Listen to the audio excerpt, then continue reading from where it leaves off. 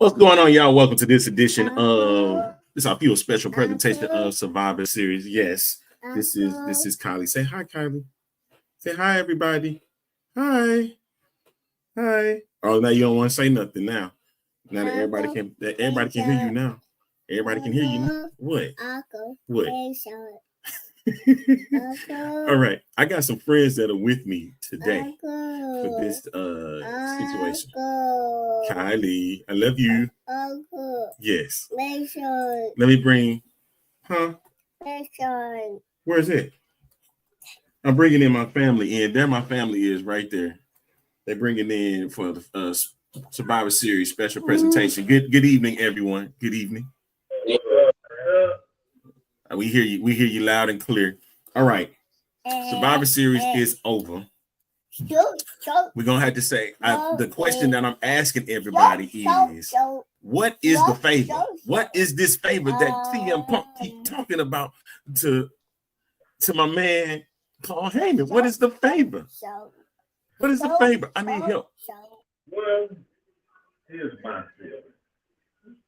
I was just about to say it before we went on to the stuff. I said I think WrestleMania 40 has put something in our psyche to where we're almost like at the end of Marvel movies. We're waiting for the end credits to go because something is going to pop off or happen. Now remember, when Cody finally beat Roman at WrestleMania, 24 hours later, The Rock passes something to Cody and says, "Don't ever break my heart again." We still don't know what that is. Now we have this favor. And now you're hurting me all over again. So to know everything that's tied to this match, bloodline, I expected to see Cody tonight. And I do realize that Saturday night's main event is coming. I expected to see The Rock tonight. I expected to see so many phases, so many people and possibilities to pop out. I could have, what's his name?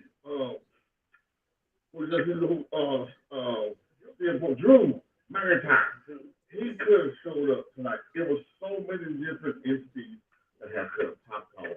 So now we have two secrets that we have no clue of. They have to come back. We have the three that got past Cody.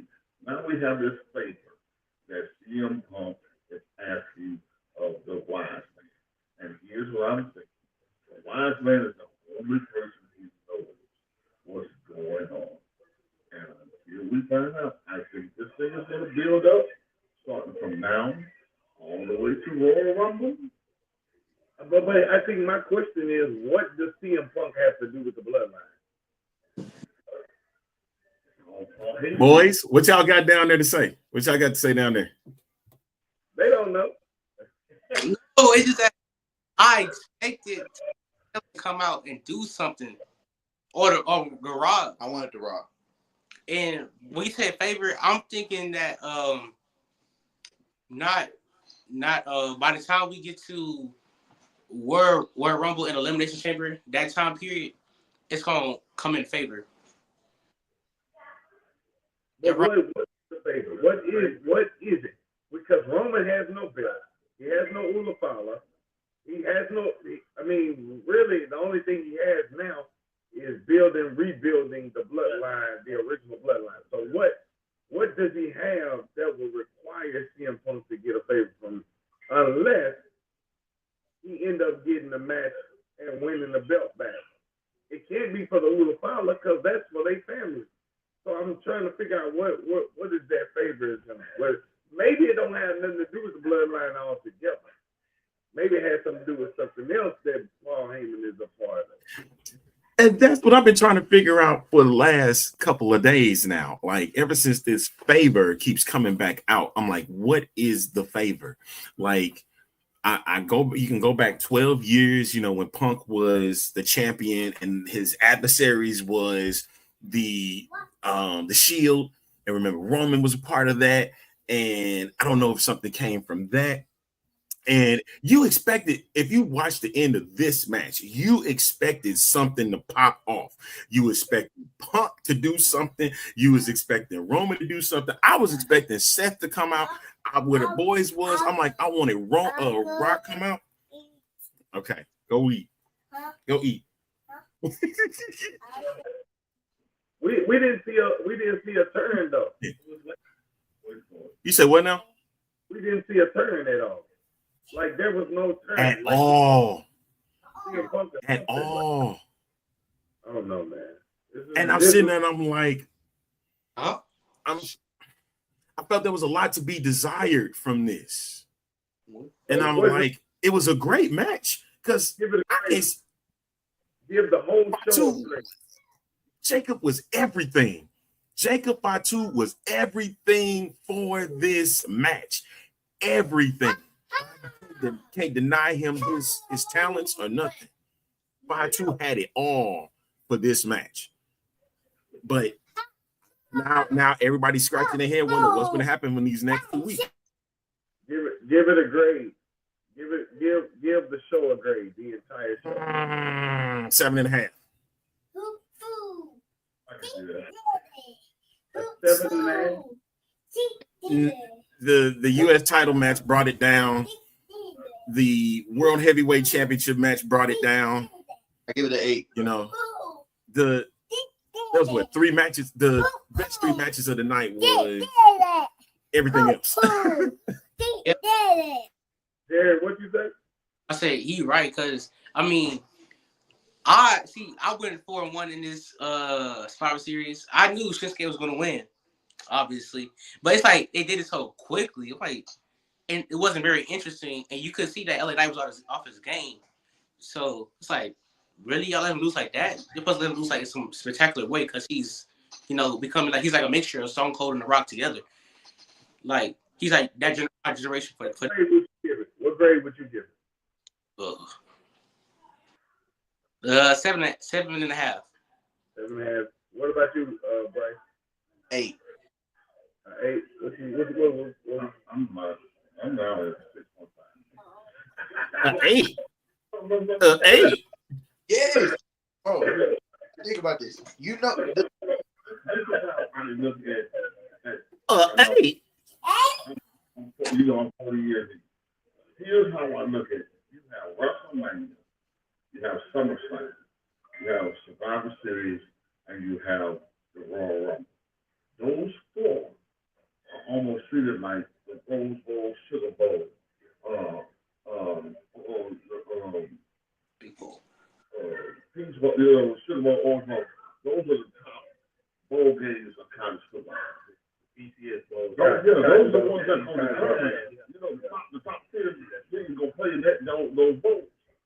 So I look at this one and I say Survivor Series. The Survivor Series being one of those pay-per-views, something's gonna go on. Something major is gonna happen for a turntable and a switch to go into Royal Rumble. And then one thing we're doing in history of Survivor Series and Royal Rumble. Royal Rumble is going to always bring back somebody old that you expect, somebody's returning, but Survivor Series always reveals something that set up the pattern for WrestleMania. We don't see a pattern. I don't see a pattern. Because if you look at now, what are we doing with this second bloodline? What happens? Well, we still got to 1, 2, 3, Rob. We gotta include the third faction of this, which I guess my ultimate thing, and I agree with y'all. 7.5 would probably be mine. I didn't like the Shinsuke match at all. I really didn't like that. I didn't like the Gunther match. I hated that they included Dan Balor back in there. It was a waste of time for me. Everything else was fine though. I really enjoyed the men's match and the women's match. I thought they both were dope. But I don't know. Those 2 matches just really brought it down for me. So I don't know. Where do we go from here? What you grade? Well, I give it 7.5 too. Yeah. What about you? What did that? 7. I think yeah. What saved the show. Jacob part 2. That's Super Saiyan Samoa. and I actually like Tama Tonga too. Tama Tonga, you know, him crawling around this, like he gave that element. They're different. Yeah, it gave the element of their differences, but that, like for the most part, I think every match was good except for those. For me, I didn't like them. So. One of the person you can't speak on also. Bronson Reed. Bronson was dope. It's not scared. He's not scared to throw his body. He wouldn't. Hey, did you see how they were popping back up like Bronson? Especially Jacob. Jacob was the one, especially with the toolbox hit. When he got hit with the toolbox and he popped back up, I said, that dude ain't human. That dude ain't real. Nope. He's AI. You need a bullet for him. He's AI at this point. He was AI. But okay, so we sat and y'all I heard y'all mentioning about grades that y'all gave and stuff like that. And I'm sitting back and I'm like, I can't see how we can get past the 2 men's matches. And then not to mention, I applaud the Bron Breakker, Sheamus, and Ludwig Kaiser. Kaiser did his thing. I'm gonna sit here and lie to y'all. Kaiser showed me something tonight. Like I can see him in future Intercontinental Championship matches in the future, even having the strap. You know what I mean? To the point where Gunther doesn't have it and he has something, and it's gonna be like a cross-up saying, "Hey, you're supposed to be the ring general, but here I am with the strap and you don't have nothing. So that makes me better than you." And you know, something of that nature. I'm not saying that's what they do, but I would love to see that. I would love to see him with that. He did a phenomenal job tonight. Bron Breakker, of course, phenomenal as always. But listen, you might be you might be upset with that, but at the same time, if you really watch the match, you could tell when Bron was finna make his spot was coming. You saw him off into the corner. He waited till Kaiser did his thing. You saw when him and Sheamus was going back and forth, and then next thing you know, he came in, he made a spear, and took out Kaiser, took out Sheamus. And that's I like that as him as champion right now. I think he's phenomenal. He can go all the way to WrestleMania with the championship at this point. Like he really can. Like I don't see nobody really stopping him at this point. And what you gonna say, Bryce? You got something you want to say? Uso can stop him. Oh my goodness, bro. Who said that? Who can stop him? Stop him. Well, that was because of the bloodline, man. If we're gonna sit here and go on about that, then you got to sit back and be like, what would happen if Jey Uso wasn't in this match? It'd have been a totally different look. You know what I mean? And it wouldn't have been as captivating as it was supposed to be. Granted, we wanted Rock, we wanted because we didn't want Punk, we wanted Seth. Because Seth got Bronson, and that's what left a lot of head scratching. We was like, okay, where are they going from here? But it's going to lead to a bigger storyline between Punk, Roman, Seth, Bronson, believe it or not, and the person that wasn't even at the event, Drew McIntyre. You gotta remember he's still in play, despite the fact that he ain't been around for a while. And remember, they keep giving him these breaks. That's why we've had 2 hours for the last few months now. And where we're looking at it right now is this was the last pay-per-view. This was the last PLE on Peacock. Yeah. Well, we got one more left. We got one more left with NXT Deadline, but that was the last main roster pay-per-view on Peacock ever. January, it starts with the PLEs and stuff. But with that, it was a good show. Like I said, I wasn't too fond of the title matches too much. Maybe the Intercontinental Championship. But the one thing that was missing from this show, and I understand why they doing it for that show, is the World Championship with Cody Rhodes. Not a single sighting of Cody Rhodes in this Survivor Series. Right. Missing. Would you say, Bryce? I told him, I said, we need Cody Rhodes. You need a Cody Rhodes at every PLE. So even though they want to save him till Saturday night main event, you need Cody Rhodes at every PLE. Every PLE, Cody Rhodes has to be there. He has to do something to where he show his face at a PLE. Just he can even talk. To the ringside. What do you say? See that ringside.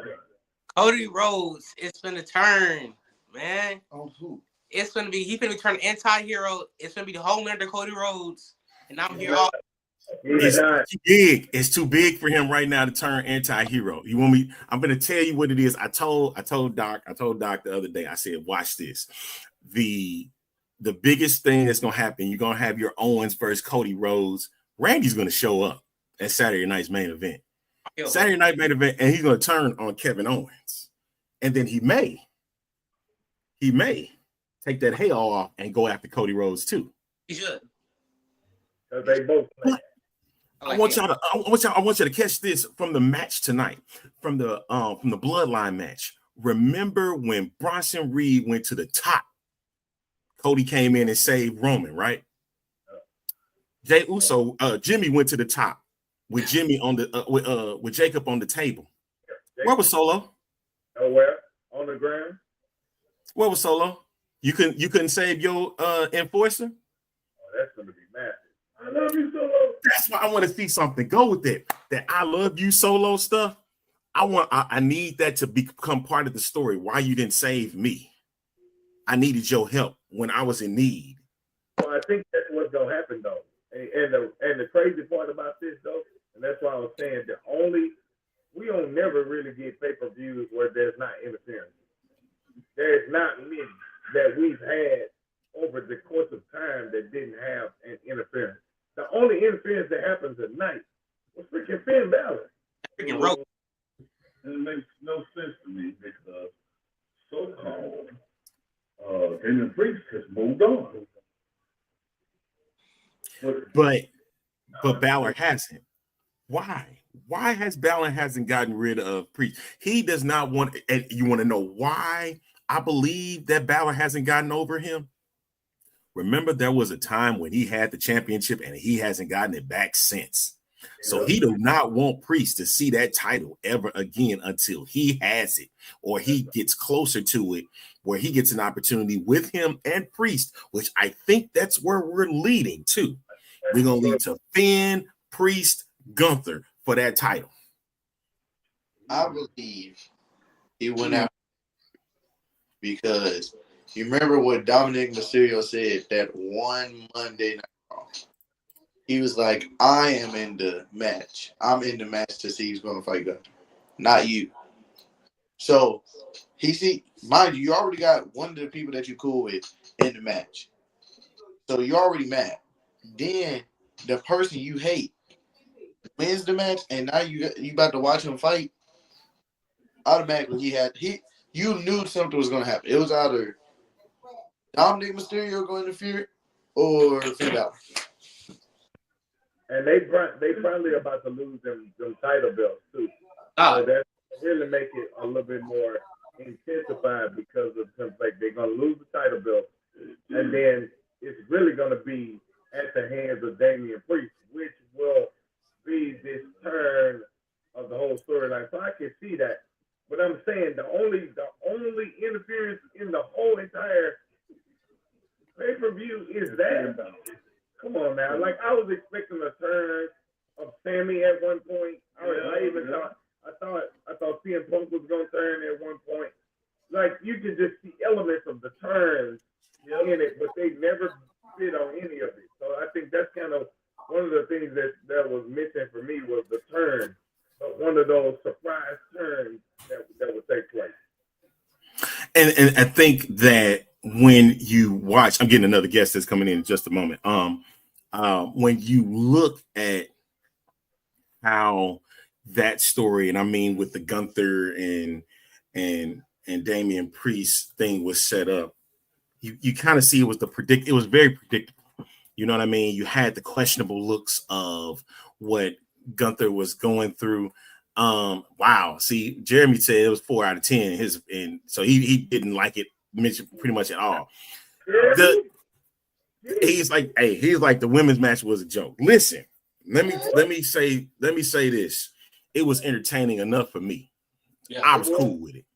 It was cool for me. Now I get it. We missed Jade Cargill in this match. Would it have been a major big difference? We'll never know. A lot of this story that's going around with Jade Cargill saying that this injury is not legitimate. I've been seeing that it's been legitimate, that she's had, but the question becomes from that, what was it? And that's they saying, it was something with her knee. And then I'm like, the way that it was looking, how they did her on television, something ain't adding up. But I know they had to get her off television. Yeah. Now, when that story gets back into play, because they had to be a cohesive unit, that's going to get crazy. Who took Jade out? Bianca. She was in the ring. It could have been recorded already. I'm telling you, it was Naomi. You think it was the birthday girl herself? Yeah. What did Naomi keep saying? Bro, just trust Bayley. Just trust Bayley. Just keep trusting. Now Bayley gonna do it for us. She gonna keep going. So why not take out your partner and then tell Bayley to go help her win so she can get you on the team? Why would you take out Jade? That'll make because it was though, Bryce. I think he did. All right. Number one. What you saying, Ralph? No, I'm saying I don't think that's kind of where the storyline was going. I think the storyline was heading where, remember, Naomi was sitting back saying remember they was fighting and they were all fighting separate, and Bianca and Naomi was talking about getting together to fight them, and it never happened. They was having those little side matches, and then all of a sudden her and Jade Cargill become tag team partners, and then they win belts. It's kind of like that bitter, hey, I was your girl way before she came in the picture, and ... So I could see it turning that way. However, Bayley seemed to be the most formidable person because she wasn't in the match to begin with. So to have her to do it makes more sense.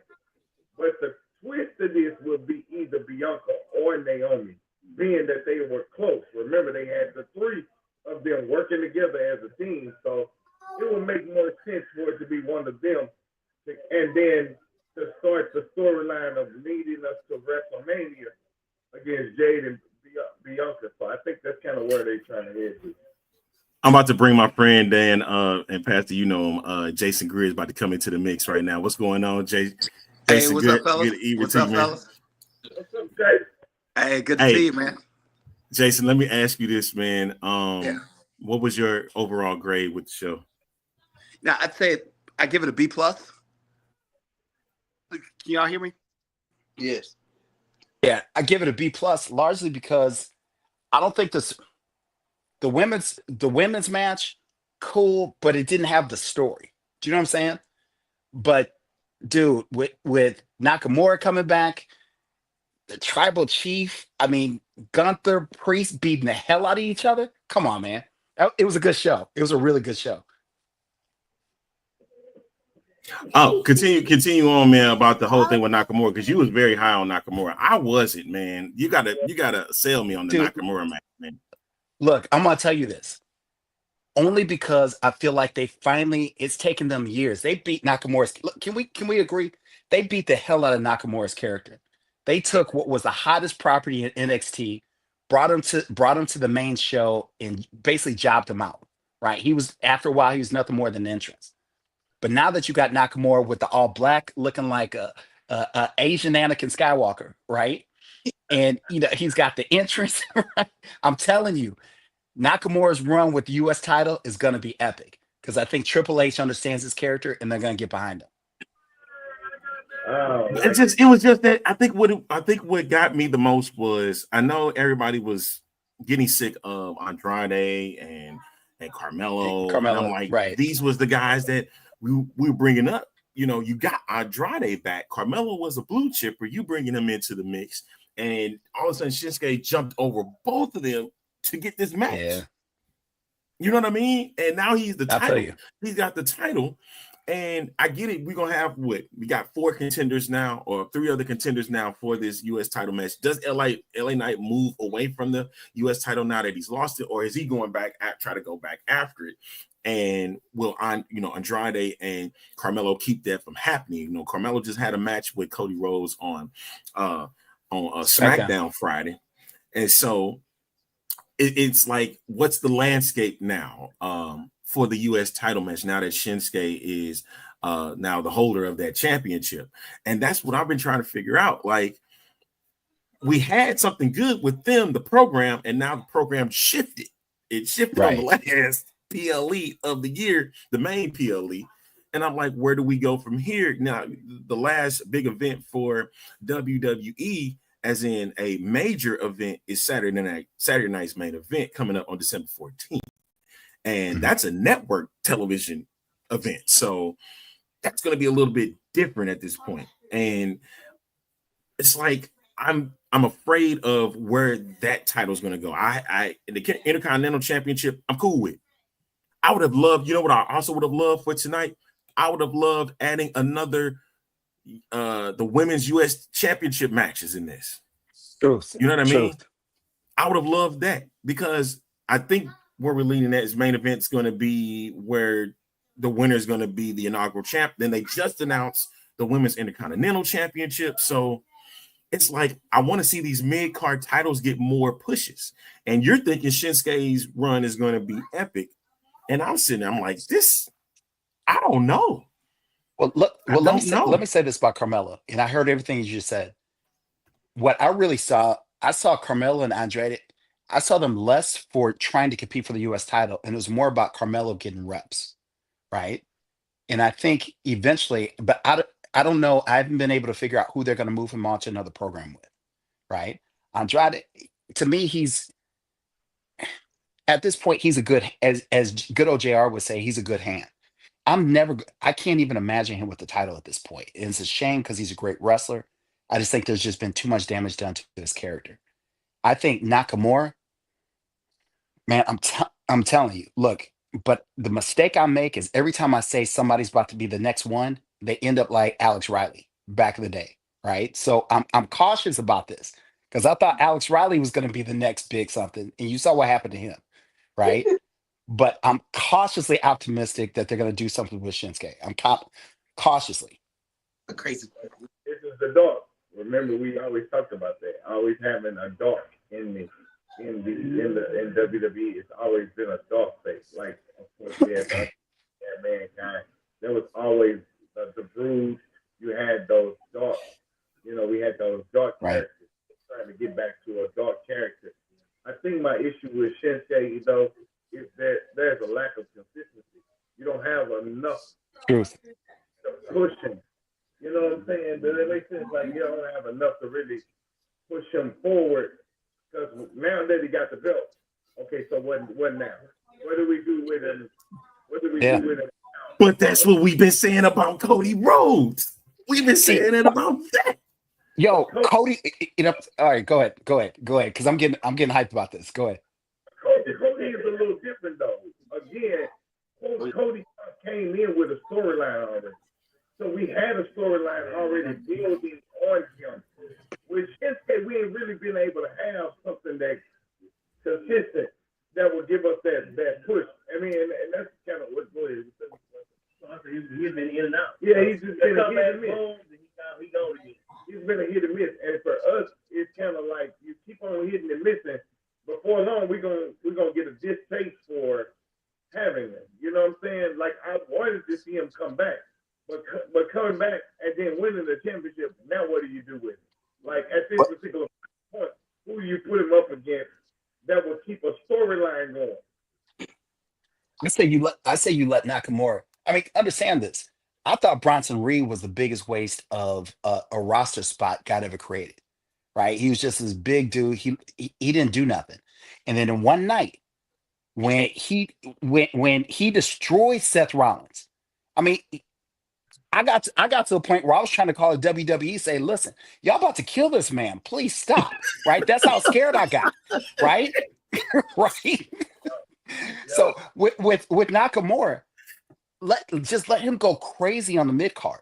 You know what I'm saying? Like the sneak attacks he was doing with LA Knight. And I'm gonna say something about LA Knight. I think LA Knight and I think Cody Rhodes are getting stale with titles. I think LA Knight is better when he's chasing something. And I think Cody, I hate to say this, and I love Cody Raheem Rhodes. I love this dude. but let's be real. Cody was fresh when he was chasing, when he's trying to finish the dream. Now that he's finished the story, he's just kind of boring. Yeah, I mean, he's secondary. He's an afterthought. I think right now, Kevin Owens is hotter than Cody. Wow, Jared, you want to add something on that? I felt everything he's saying. Oh my! That's the Cody Raheem Rose part. Oh, it's that I told you, but it's like it's getting like the same. It's like the same thing going on every time he defends a championship. It's like the same thing. It's like boring still. So spice it up a little bit. You know, y'all like my idea of him turning heel or anti-hero. Like be like a Homelander. I'm with it. See, yes. He's with it. Yes. Number one. Yes. If Cody Rhodes lose the belt. No, I ain't think lose the belt. No. I just said. You said you agree with him. He just said he's great when he's chasing. Yeah. If Cody Rhodes loses the belt, WWE Universe is not going to be him. He does things for the universe. He does things for WWE fans, not John Cena. So John Cena. So right, and I'm glad you mentioned that name, Bryce. I'm glad you mentioned that name, John Cena, because now his turn is going to be coming in 2025. Right. Where is he going to be in this mix? Is he going to be in the world heavyweight title mix, or is he going to be in a program with Cody Rhodes, Raheem Rhodes, as y'all keep mentioning? Like, what's going to spice things up for 2025? Because it's like Jason and what Jared are saying, this is getting stale, and we're at the end of the year. You're going to need something big. You're going to have something for me to look forward to for 2025, because they keep building this 2025 January 6th day Netflix, Cena, Roman. They putting the heavy hitters on this show, right? Because they want this to be the biggest, baddest Raw that we've ever have seen. And even though in my opinion, I don't think we're going to get it just because it went to Netflix. Because if that's the case, you could have sat here and told me, move it to Peacock, and you still would have got the same type of audience that you would have got if it would be on the Netflix. And Rap, you got something? What's on that? Oh, I was saying that then it makes sense for them to build this confusion because we don't know what the secret is. We don't know if they switch in networks, they build them towards the switch. Okay. So okay. No, it makes a whole lot of sense. It does make sense. I think Cody Rhodes is fading out, but the thing of it is, we keep putting them in storylines that make him look like he's a superhero on a regular basis. So I think that's the issue. You don't give, and we already know every time he comes out, his promos with KO and with Randy are mediocre. I think the best promo I've seen was him and Roman having that. There it is. But that's a Paul Heyman thing. That was a Paul Heyman writing that promo for them. So you got to consider the fact that I do believe that he's fading out. But at the end of the day, who's on SmackDown outside of Roman Reigns? But we got Roman doing the bloodline thing. Who's on SmackDown right now that you put the belt on that can hold for the next 5 months? No, nobody. That's the problem. So I love the bloodline. Look, I said this to Arlington, and Arlington knows this.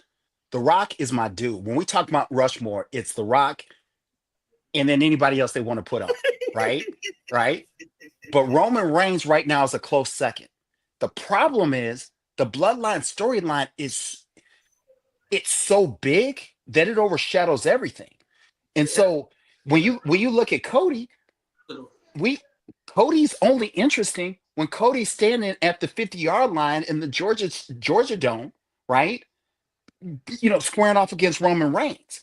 If Cody's not doing something with Roman Reigns, Cody's not interesting. But let's be honest, nobody's that damn interesting if they're not connected with the bloodline. Randy Orton's not that interesting. KO's not that interesting. The bloodline's so big, they don't even need a title at this point, dude.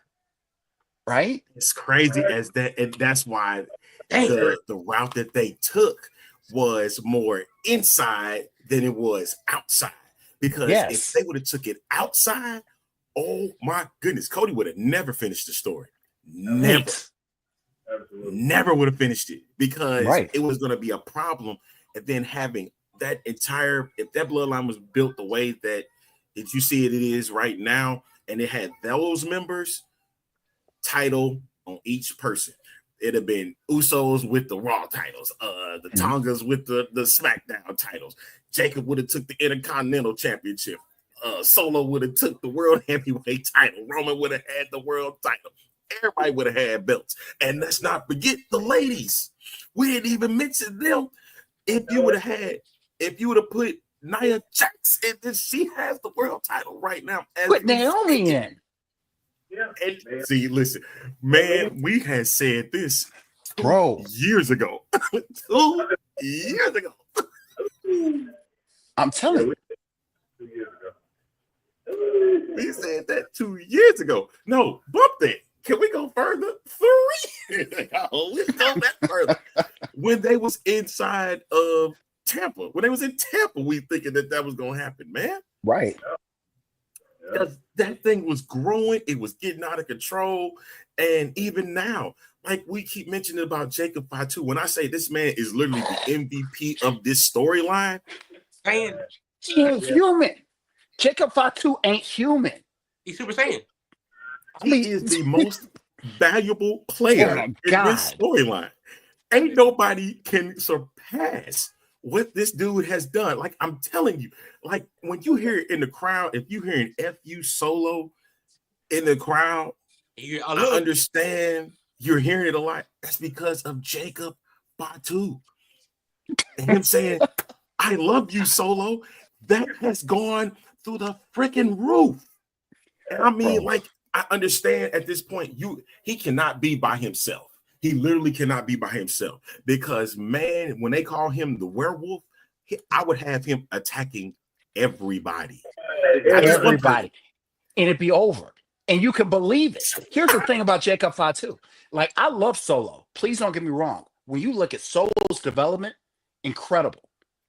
If there was not a Jacob Fatu, I would say Solo is doing his thing. But when I look at Jacob Fatu, if I'm Solo, I'm like, every day I'm the self-titled tribal chief is a blessing because Jacob Fatu could take my life just walking through the airport. And you believe it. Right? Right? You would believe it. Because Jacob Fatu's look, man.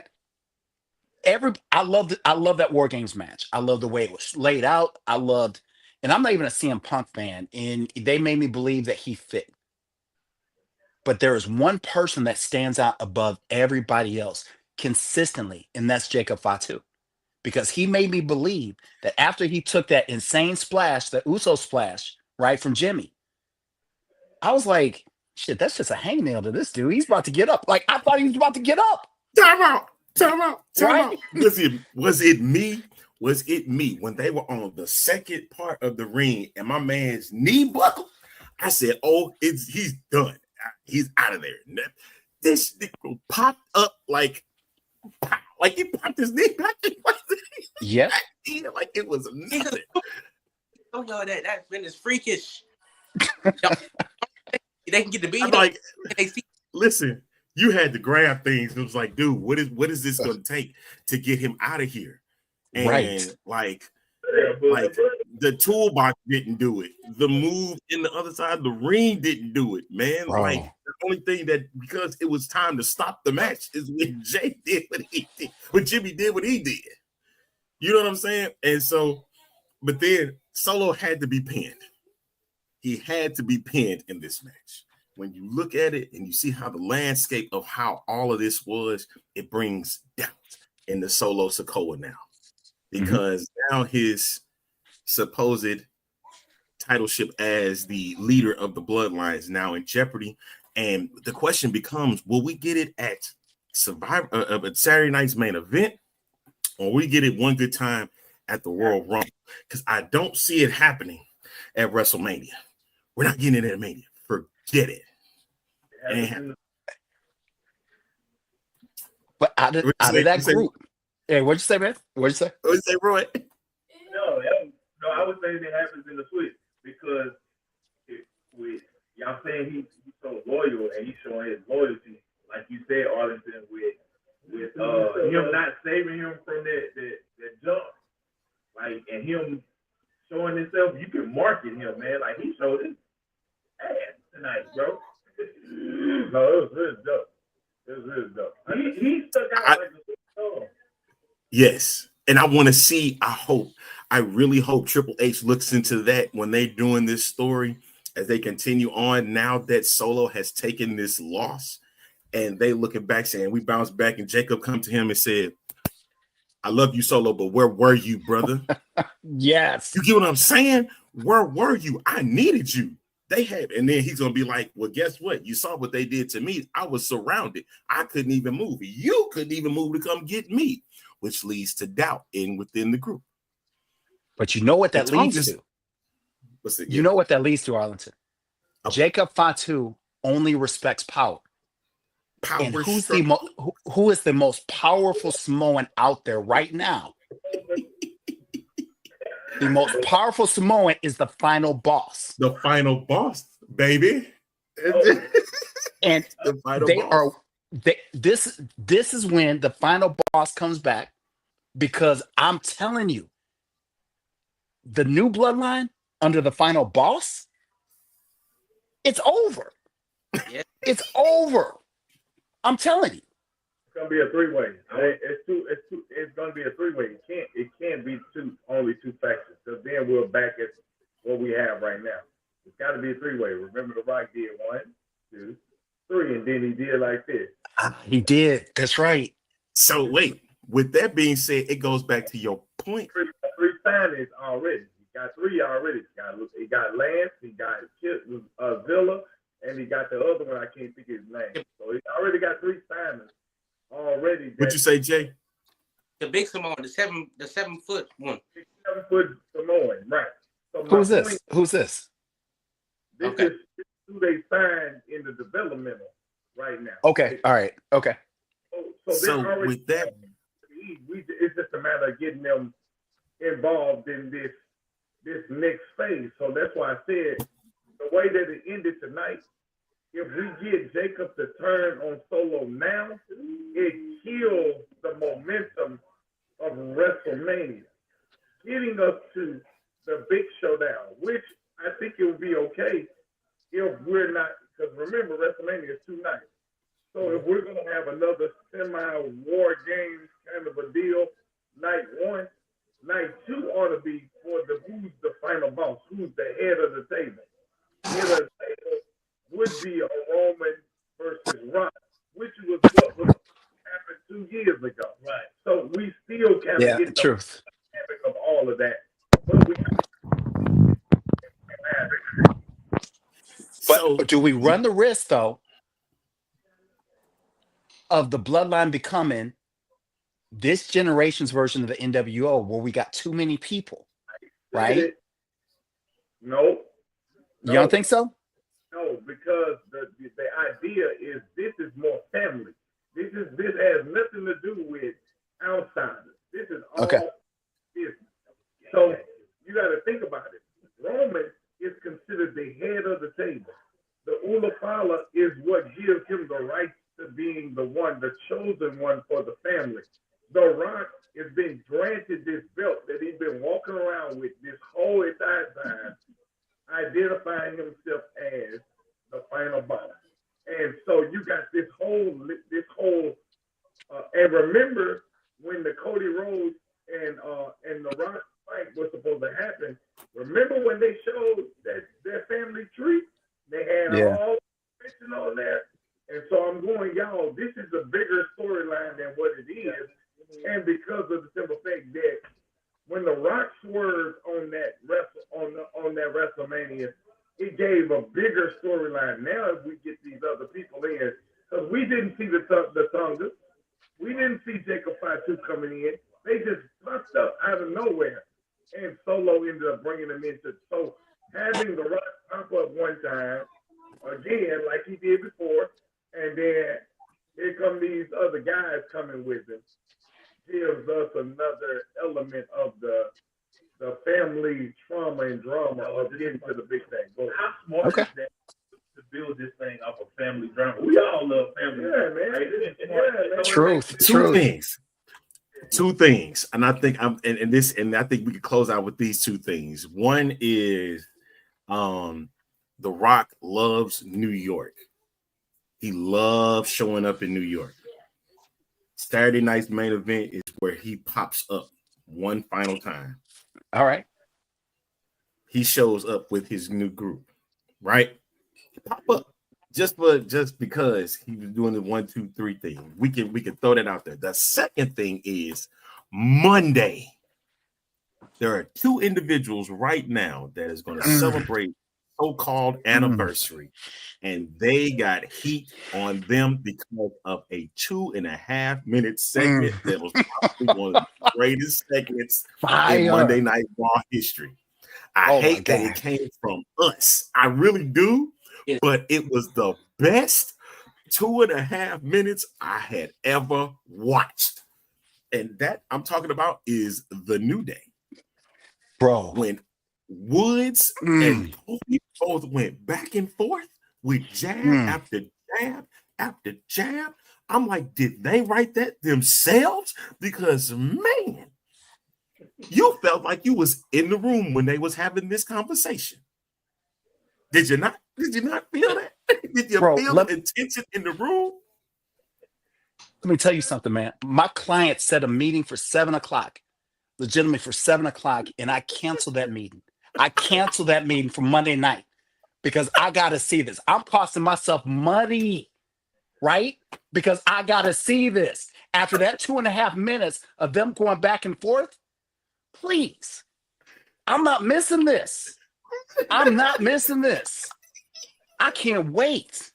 Hey, and if they open the show with them and Big E, because I just seen Big E in the post show. If he kick off this show, baby, I might call out work. That's a wrap. Yeah, man. So wait, let me ask the boys, because y'all got a chance to grow up with the New Day when they started. This is 10 years in the making. What do you think? What do you think is gonna happen Monday with this? Are they gonna fight? It's a wrap. Is it gonna be a breakup? It's a wrap. You say what? It's a wrap. Oh, you say it's over? Jay, you think it's over too? Oh, I think Bryce thinks it's a wrap. I think Biggie is gonna step in before they do it, and then like cause it like a ceasefire, and they're gonna like put it on hold, or it can potentially lead to them having a match at the last pay-per-view of the year. It's a wrap. Well. Now, there's 2 places this can actually happen. I would love to see it on the January 6th version of Raw on Netflix. I would love to see it happen then, but I don't think that's too big. It's dramatic, but it's not big enough where it could lead to a Netflix. It needs a WrestleMania moment, dude. Look, out of respect for what the New Day is and what the New Day was. Oh, I think they gotta be. What? Talk to me. They say at H-Town December 30th. They want it big. They want it. You think they so? all in Houston. Oh, December got 30th. It's in Houston. The last Raw in the history of USA Network is December 30th in Houston. I might fly in for that. It's live. Look. Hey, Jay got it. Jay will do it. And Jay will do it too. He will do it. Listen, It's the last Raw ever on the USA Network, and it's probably going to be one of the biggest nights in that history, other than January 6th, the following Monday. You got to go all out one more time, man. Here, say that again. Last time they was here when we went, somebody ended up popping up and returning. Paige. That's easy. And then the last time before that, we had a major breakup. What team was that? Something happened like real big. So every time Rock comes to Houston, there's something real big going on in the storyline. Yeah, H-Town and St. Louis. St. Louis has them too. It all the hasn't time. failed. Like when Punk popped up in St. Louis, after his match against Drew McIntyre, it was pretty epic. And then he had the title match at the Factory, the NXT premiere. The second weekend they had a big match after that. So, there's always something big in these major cities. Basically, wrestling cities is what I call them. Houston I've always felt is one. St. Louis is another. Chicago always. Definitely Chicago. Always New York too. Every single time. And New York. And then you got the New York audience that's got this Saturday night's main event. When I just heard that they just added tickets to that. I'm trying to get to the Rumble in February because I want to go to Indianapolis. Ain't nothing but a 4-hour drive for me. Bro, understand, Indianapolis is becoming a hub, right? I wouldn't doubt if Indianapolis gets WrestleMania at least within the next 2 years, right? I mean, Indianapolis, the infrastructure, this is everything I wish St. Louis had. Understand this. If St. Louis had the infrastructure to get a WrestleMania, it'd be game over. St. Louis has been, when you talk about the history of the territories, part of the reason why these things happen in cities like Chicago, Houston, St. Louis, New York, you're talking about that's WWE's way of saying we appreciate the legacy of these territories. Dude, I wish we could get a WrestleMania. Listen, Indianapolis would, and I'm going to disagree with that.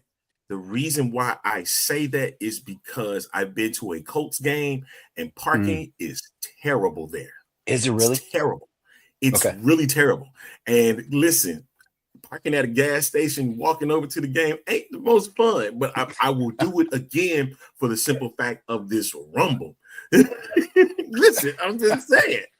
I did it when the Texans and the Colts week 1. I went to that game.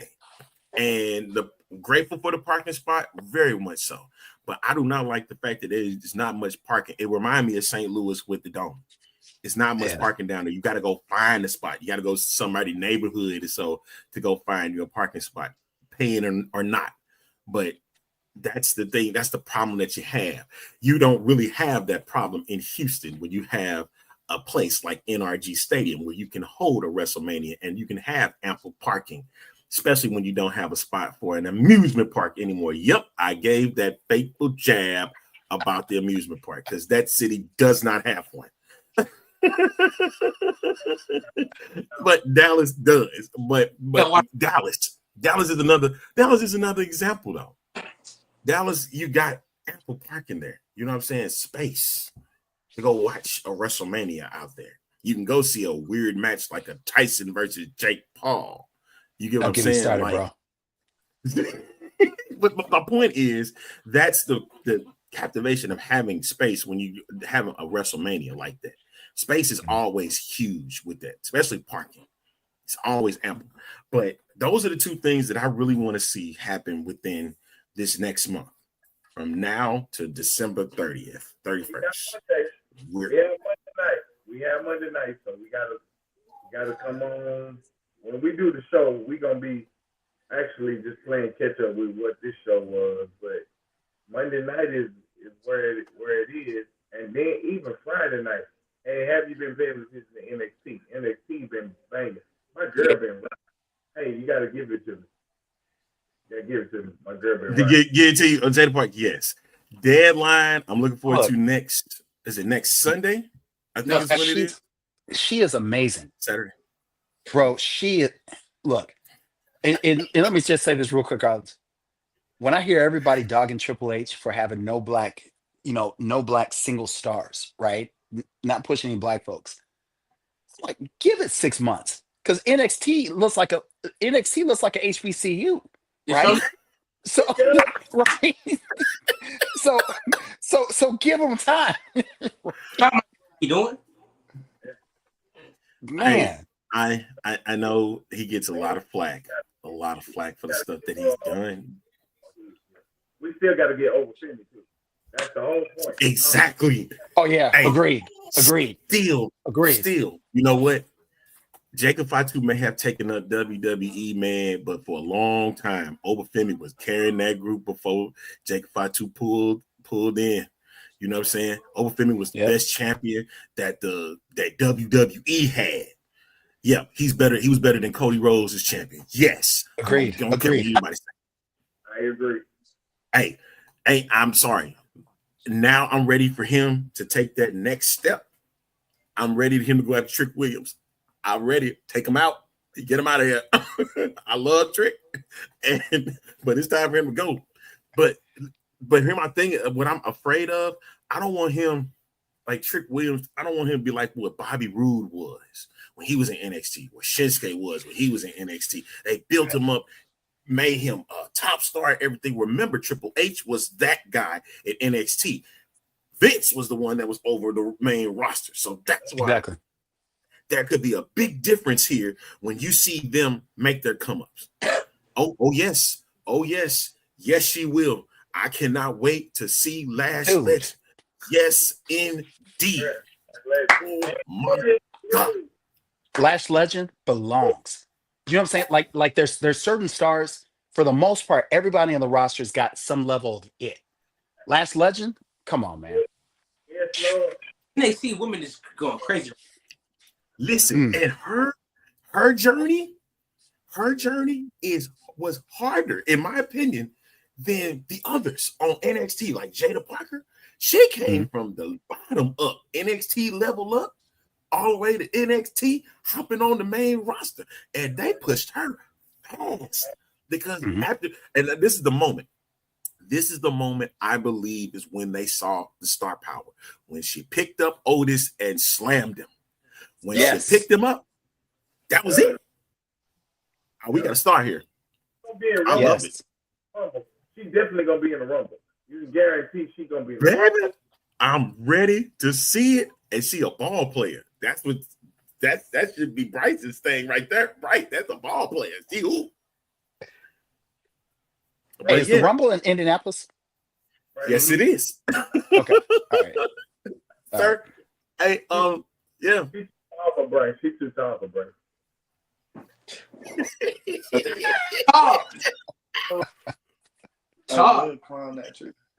Hey, see a whole 6 foot son.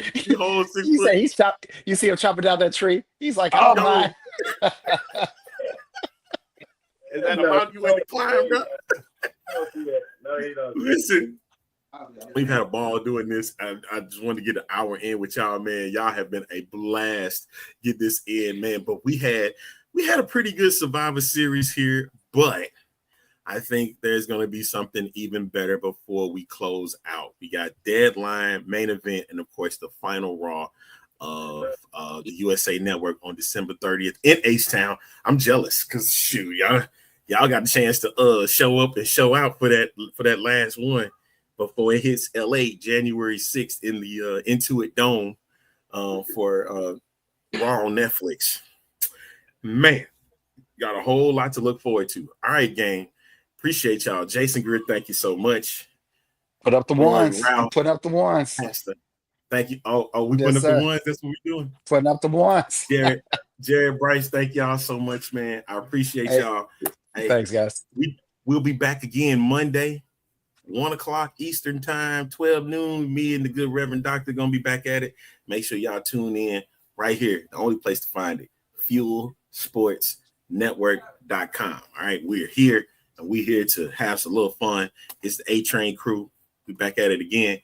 Hey, new members, y'all always welcome to come on. Just let a brother know. We can chop it up. Hey, this is why I love doing this, because I know what I got here. Y'all good, and we can talk sports anytime, especially them Dallas Cowboys. They suck. Oh my goodness. See y'all later. We'll catch y'all on Monday. Thank y'all. All right.